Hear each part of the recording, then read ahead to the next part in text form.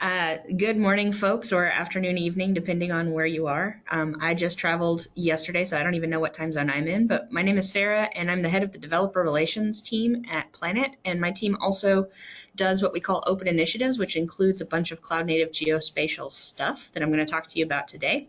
So I'm just going to take a couple minutes, talk a little bit about Planet, why we're into cloud-native geo, and what we're up to and what might be coming next.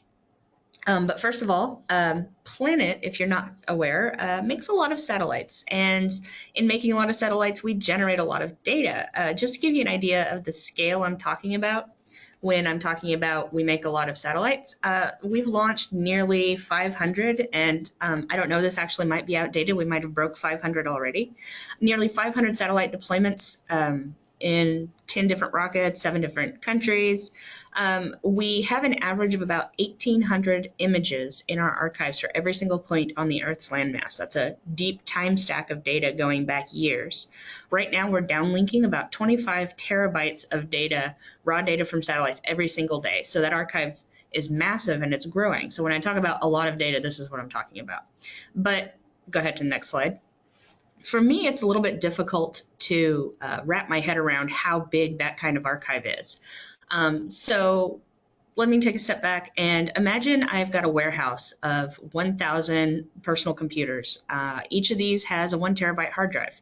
Probably looks a lot like your work computer or what you're doing your GIS work on. So let's say I've got this, fantasy warehouse full of 1,000 PCs stacked floor to ceiling, aisles and aisles of them. 1,000 of these in one warehouse is going to be 1 petabyte of data storage. So go ahead to the next slide. When we're talking about Planet's data archives, Planet has the equivalent of over 30 of these warehouses of fake personal computers. So over 30 petabytes of imagery in our archive, and it's growing even larger every day.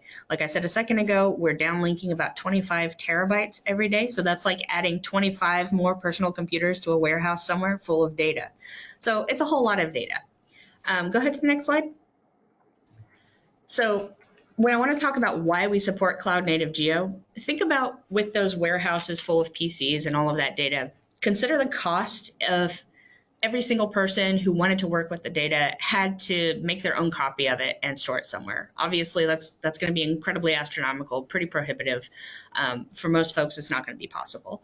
And then if you start thinking about what kind of compute power it takes to really dig into an archive like that and start extracting meaningful data, let me use an example of my hometown, for example. Let's say your area of interest is just the borders of your hometown, like Austin, Texas. How many years of daily imagery could you be able to process on your personal computer before it just gave up, before you just hit a wall? So it's really difficult to dig into data like that. So go ahead to the next slide. We're talking about why does Planet support cloud native geo?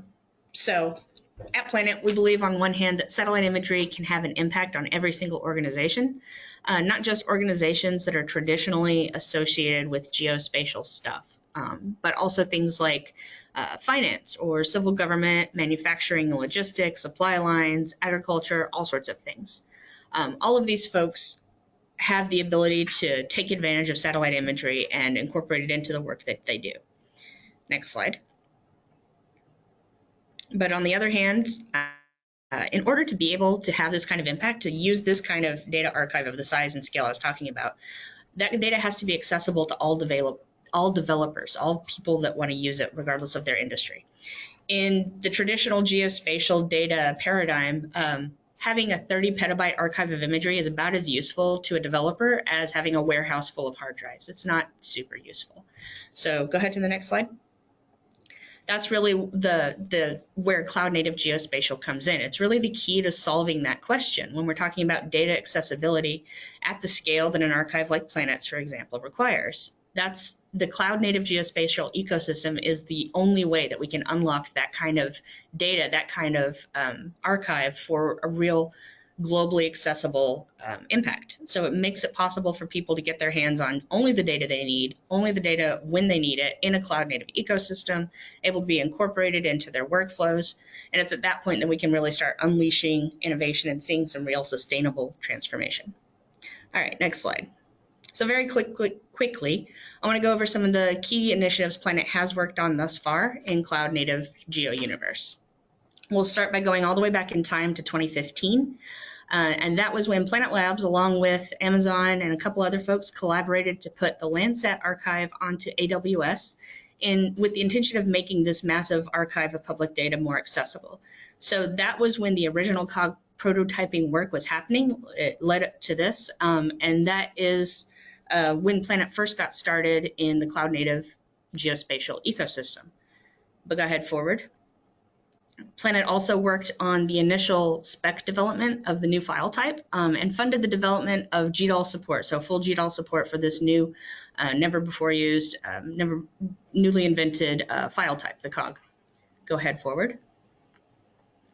Planet also helped initiate STAC. We have been there since day one, whether it's sponsoring events or code sprints, hosting gatherings of folks who are working on developing STAC itself. We fund Chris Holmes, his time 1 day a week to lead the project, and we've been there since the beginning of STAC as well. We've also started STAC tools and GoStack projects. I'm going to talk a little bit more about GoStack in a minute. And we stood up reference stack data. So we published some reference data for every spec iteration. And that's evolved into a growing catalog of openly available data from Planet. So there's a few different cool data sets that folks can play around with in that. There's some Creative Commons licensed SkySat data that was actually tasked by participants in the last Cloud Native Geo event. I think this was like last year. Time flies.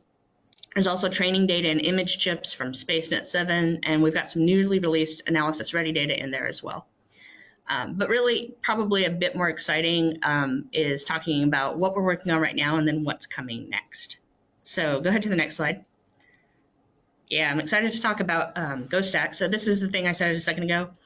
We've been working on a stack command line interface that's built totally in Go language. Right now, we're adding new functionality to do fast recursive validation. Ultimately, our goal is to keep growing this into a fully fledged stack library that you can use in any Go project. To me personally, this is really cool because traditionally, most of the geospatial library and toolkit universe has existed in the Python world primarily. So it's really cool to see Go start taking off as well, especially as people who already work with Go are starting to embrace cloud native geo concepts. Go ahead to the next one. Sorry. My computer's a bit slow, yeah. So GoStack is also the foundation of one of our key current priorities that we're working on, which is to make a crawler for stack catalogs, basically so we can better track stack adoption around the globe. So we can do things like count how many collections and catalogs and items exist in the stack extended universe. Our goal there is to be able to enable global crawling to get stats like, actually go for a couple slides, please. Oh yeah, that one. To get stats like this, so we can track like billions of stack items. We want to be able to track progress on helping folks adopt stack, figure out how many people are using it, what they're doing with it. And our goal is to build a community tool with this to help grow the adoption of stack worldwide. And also it'd be cool if we could track how much of the different cloud native formats are in each catalog, so we can see which formats are being adopted, what the adoption rate is. The output here is just an example to show what it might be like, but this is the kind of thing we're thinking about doing with this kind of crawler. Next slide. And then on the roadmap on the to-do list eventually is to give it a nice UI so that we can integrate it closely with Stack Index, and then it can use the public list to kick off what to crawl. Next slide. More stuff that we are working on or will be working on soon. We hope to collaborate on API extensions, Stack API extensions, to let large services just report on statistics. Instead of making clients crawl over millions of items, services can just report out their stats directly. Go ahead to the next slide. All right, and then the last but not least thing I want to touch on is GeoParkA. Planet helped get this project off the ground today, though it has contributors from a lot of things you've probably heard of, like GeoPandas, GeoTrellis, OpenLayers, Microsoft Carto, Azavia, Unfolded. I probably left a couple out, but it's got a large amount of contributors from basically a huge cross-section of anybody who works with developing for geospatial big data at all today. I know you're going to hear more about this in a bunch of other talks this week, so I'm not going to get too much into detail about it, but the main idea behind GeoParkA is they're developing a way of storing geospatial vector data specifically in the Parquet big data storage format. I won't get too much into detail on that, like I said, because there will be other talks. Yeah, go ahead to the next slide and I'll wrap up. The one thing I wanted to say is, like I said, my team runs a lot of things related to, or we own a lot of things related to cloud native geospatial ecosystem tool development, community resources, events like this. So we'd love to have you keep in touch with us. So I'd like to invite you to reach out to basically anybody on my team. If you write developers@planet.com, that'll get directly to us.